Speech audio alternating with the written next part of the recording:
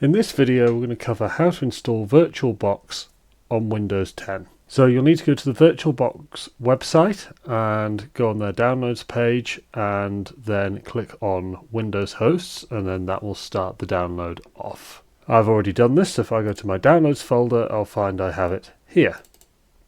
I double click on this and click yes to run.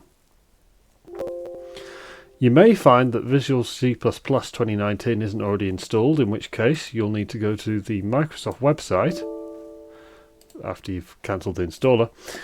Go to the Microsoft website and download the latest version of C++ 2019, which in my case is here.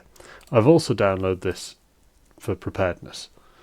So I'll run this first, agree to the terms and conditions, install, yes, and we're done. And now if we click on VirtualBox again, we can start. So I'm selecting the defaults, yes, yes, install. This can take a few moments.